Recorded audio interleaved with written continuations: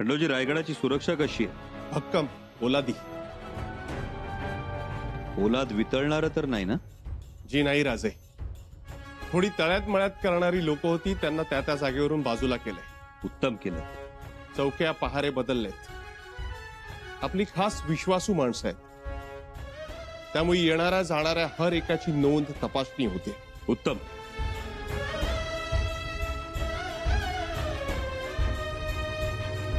खंडोजी, बाळराजांच्या बाबत आम्ही जो आदेश दिला होता त्याची राणी साहेबांनी अंमलबजावणी केली? जी. बाळराजांच्या सुरक्षेसाठी येसाजीराव दाभाडे सरदारांची नियुक्ती झाली ना? जी राजे. यापुढे बाळराजे त्यांच्याच देखरेखीखाली राहतील. येसाजीराव दाभाडे महाराजांचे विश्वासू होते आणि आमचाही भरवसा आहे त्यांच्यावर. जी, तशी तरतूद केली राणी साहेबांनी. त्याचबरोबर तालीमखान्यातील बाळराजेंची हत्यारे म्हणजे तलवारी, भाले विशेष करून बोथट केली आहेत. शाबास, हे उत्तम केलं. कारण कधी कधी शिकवणारे भरीस पडतात किंवा पाडले जातात आणि मग लागला म्हणून हमखास टोला मारतात. आपली बाजू उणी असेल तर कित्येक राजपुत्र अशानं जन्माचे अधू झालेले आहेत. बाळराजांविषयी आम्हाला ही जोखीम घ्यायची नाही, म्हणूनच ती काळजी घेतली गेली आहे. शिवाय गुप्तपणे नजर ठेवण्यासाठी 2 नजरबाज ठेवलेत. शाबास. खंडोजी, एक गोष्ट मात्र राहूनच गेली. तातडीनं राणी साहेबांना खलिता लिहा. एक महत्वाची सूचना द्यायची आहे.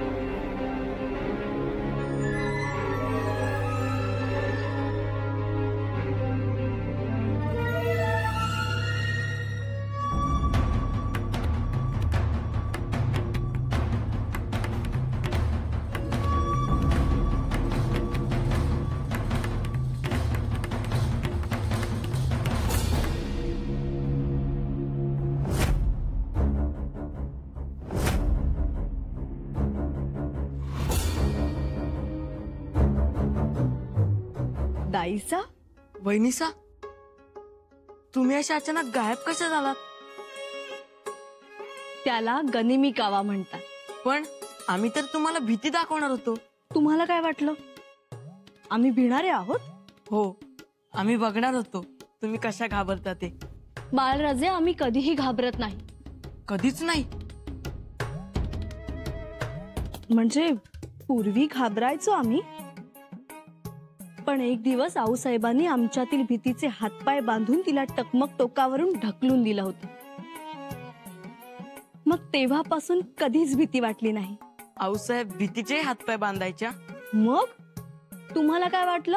मग तुम्ही आमच्यातील भीतीचे एकदा हातपाय बांधा की. भीतीचे हातपाय बांधायला मुळात शिवपुत्रात भीतीही नसतेच. ते कधीही कोणालाही घाबरत नाहीत. हो.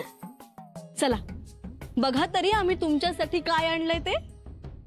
चला.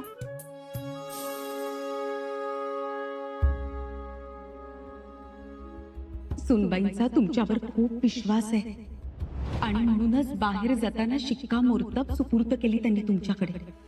विश्वास असता तर पुन्हा नजरकैद नसती आली आमच्या वाट्याला. थोरलेपणा असूनही थोरल्या बाईंचा असा घडोघडी गैरसमज होतो. का म्हणून गैरसमज करून घ्यावा? आणि शंभूराजे म्हणा किंवा सोनबाई काय तशा आहेत का?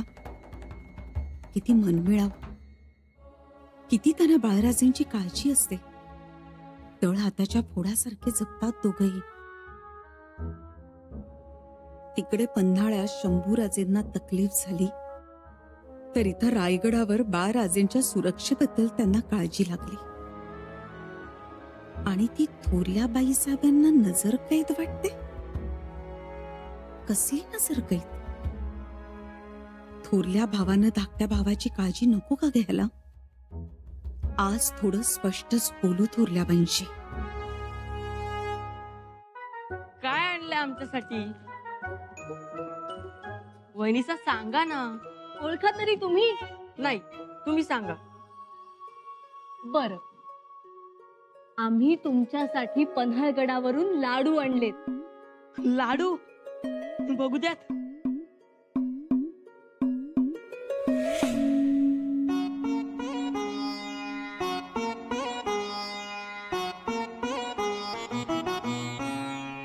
चांगलेच आहात की दाईसा. तुमच्या वहिनीसांना उष्टा लाडू भरवताय का? आमच्या दादासाहेबांचं खाता ते चालतं उष्ट.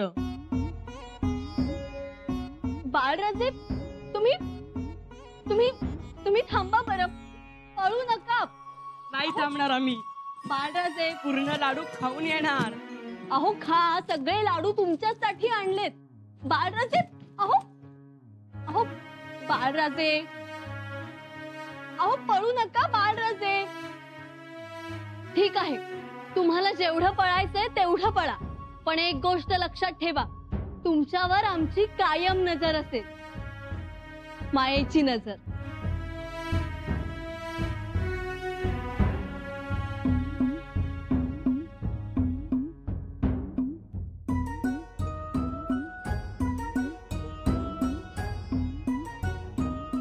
तुम्ही नजर म्हणताय ती मायेची, पण इतरांना ती नजर कैद वाटते. नजर कैद वाटते? कोणाला? म्हणजे थोरल्या बाईसाहेबांचा तसा गैरसमज झालाय. परंतु मातोश्री, तसं वाटण्याचं काहीच कारण नाही. काही कारण असेल तरच गैरसमज होतो असं असतं का? मुळात गैर असं काहीच नसतं आणि तरीही समज होतो, तोच तर गैरसमज. आता बघा ना, बाळराजेंवर लक्ष ठेवायला तुम्ही माणसं नेमलीत, तालीमखान्यातील तलवारी बोथट केल्या, त्यांच्या हालचालींवर बंधनं घातली, सदरेवर येता जाता त्यांच्यावर नजर आहे. हे थोरल्या बाईसाहेबांच्या मनाला लागलंय. मातोश्री, आम्ही हे केलं ते राजांच्या सांगण्यावरून, आणि राजांनी केलं ते बाळराजांच्या सुरक्षेसाठी. पण बाईसाहेबांना असं वाटतंय की ही बाळराजेंची अडवणूक आहे. ठीक आहे, आम्ही खरा प्रकार काय आहे ते मातोश्रींना सांगतो. आलो. थांबा, आता नका जाऊ. का?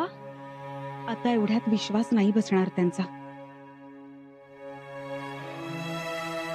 मातोश्री, त्यांचा विश्वास बसला किंवा नाही बसला तरीही आमची बाजू आम्ही त्यांच्या समोर मांडणार. म्हणजे अजून बाजू मांडलीच नाही तर? नाही. पण तुम्ही म्हणाला होतात ना विचारावं लागेल म्हणून. मला वाटलं विचारलं असेल, मिळाली असेल परवानगी.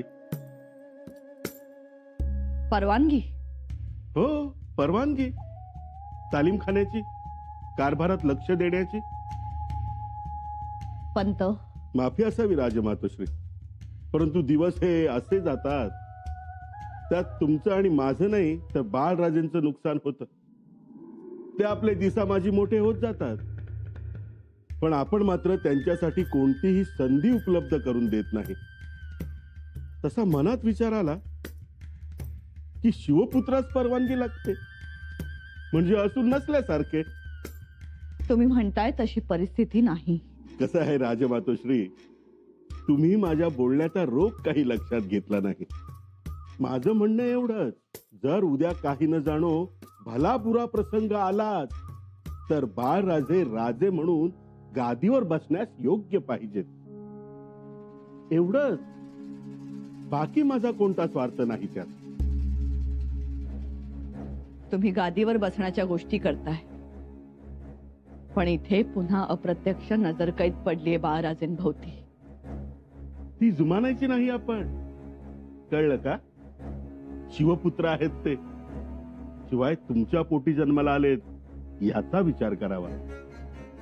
बाकी आमचं म्हणणं काही नाही. आम्हाला सगळं पटतंय, सगळं कळतंय. माफी असावी, परंतु राजमातोश्री, कळलं तर वळलंही पाहिजे, तर त्यात गंमत.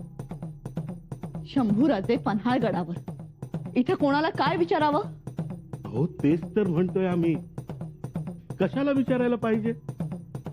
आपण बाळराजेंना शिक्षण सुरू करू, त्यांना कारभाराची माहिती देऊ, म्हणजे त्या दृष्टिकोनातून. पंत, तुम्ही थोडं थांबा. एवढी घाई बरी नाही. माझं मी सांगितल्या कामाचा टाकल्या तुकड्याचा.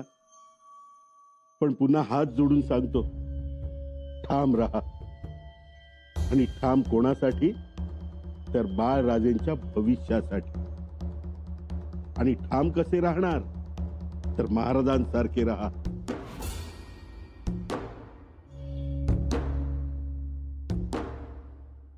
आम्ही प्रयत्न करू. आम्ही आहोत तोपर्यंत करा. आमच्या नंतर एवढ्या भक्कमपणे कोणी उभं राहील का बाळराजेंच्या पाठीशी? येतो. आज्ञा असावी.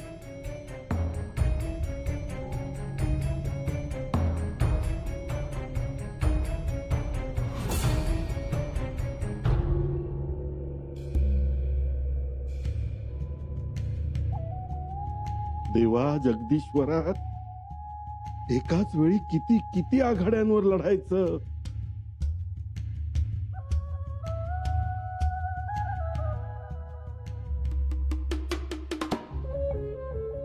काय रे सूर्याजी, अरे काय झालं? आणि तोंड का उतरलं तुझं?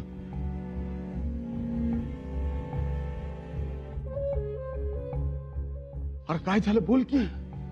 पंतांचा निरोप आलाय, तंबी दिली. म्हणाले काय पोरखेळ चालवलाय? पोरखेळ? वय, पोरखेळ म्हणाले आणाची पंत. आता काय रे, पोरखेळ चालवलाय होय आपण? अरे एवढी नाल ढिली केली, कुसुंब पाजला, आता राजाचं तकदीर बळकट, त्याला आपण काय करणार? मला तर समजलंय राजमातोश्रींनी राजांना खबरदार केलंय, इतर पक्षी पाठवलाय. वाटतंय पंतांना, पण अवघड आहे लई. नशीब अंगठीची भानगड मिटली ती. इनाम जमीन मिळवायची तर या समध्या गोष्टी आल्या.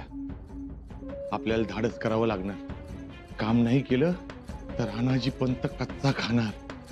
आणि इकडं थोडा जरी संशय आला तरी शंभूराज म्हणतात त्यांना आपला थेट कडे लोटत. मातोश्री, मातोश्री, आम्ही हे घ्या तुमचं शिक्कामोर्तब. आम्ही तुम्हाला देण्यास येणारच होतो. आम्हाला केवळ शिक्कामोर्तब नको, सही सुद्धा पाहिजे. सही? काही लिहून घेणार आहात का? हो. काय? संमती. तुमची संमती लिहून हवी आम्हाला. संमती? कसली संमती? श्री शिव मंगळागौर साजरी करायची संमती.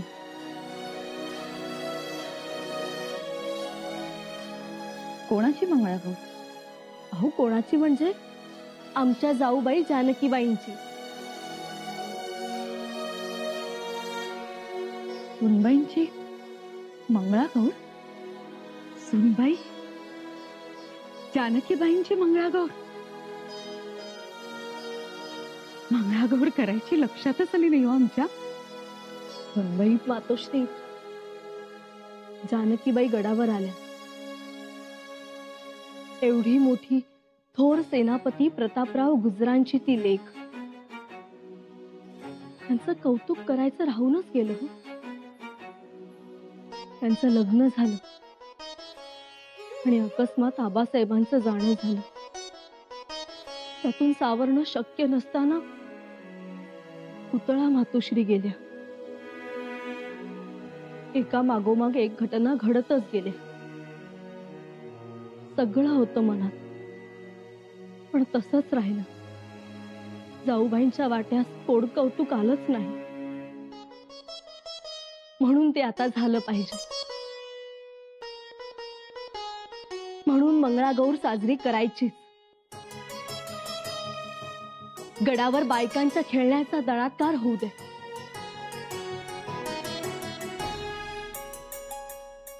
मातोश्री, आम्ही हे सगळं अगदी मनापासून बोलतोय. खूप दिवसांपासून ठरवलंय. आताही काही विघ्न आली, पण संकल्पित हे साजरं करायचंच.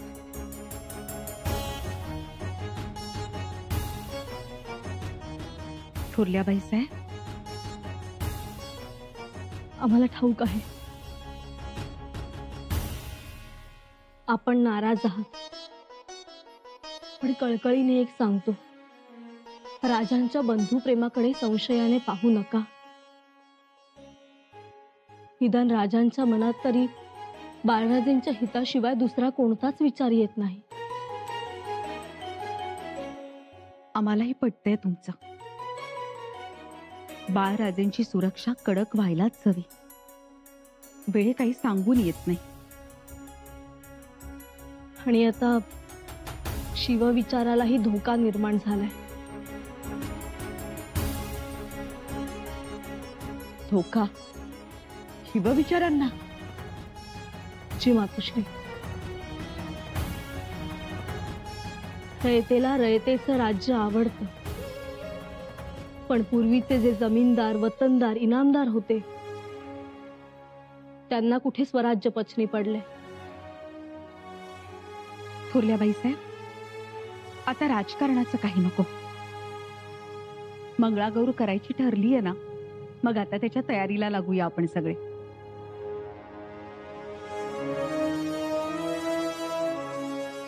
थोरल्याबाई साहेब, जशी तुमची इच्छा.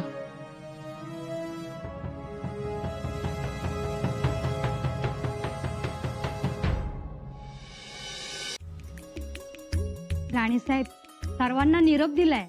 पण तुला समजलं का, आपण गडावर शिवमंगळागौर साजरी करतोय, जानकीबाईंची. अगं बाई, म्हणून समजासून निरोप देऊन बोलवलंय का?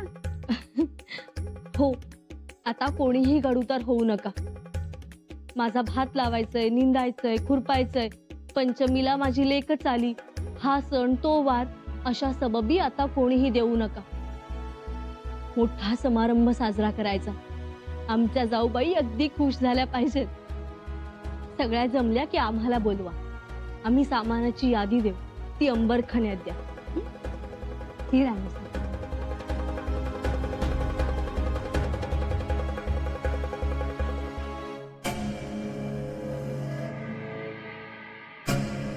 राणीसाहेब, बोला बहिर्जी काका.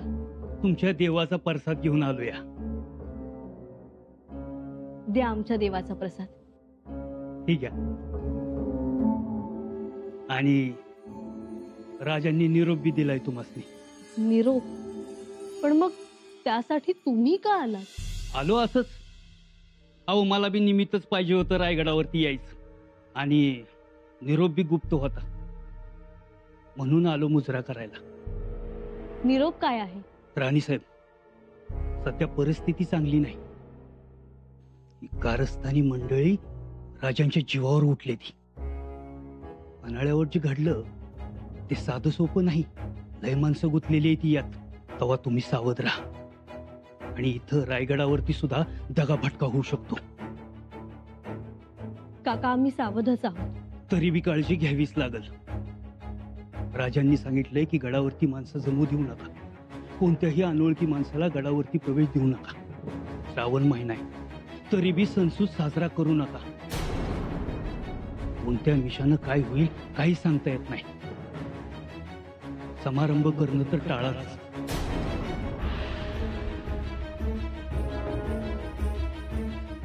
सुनबाई,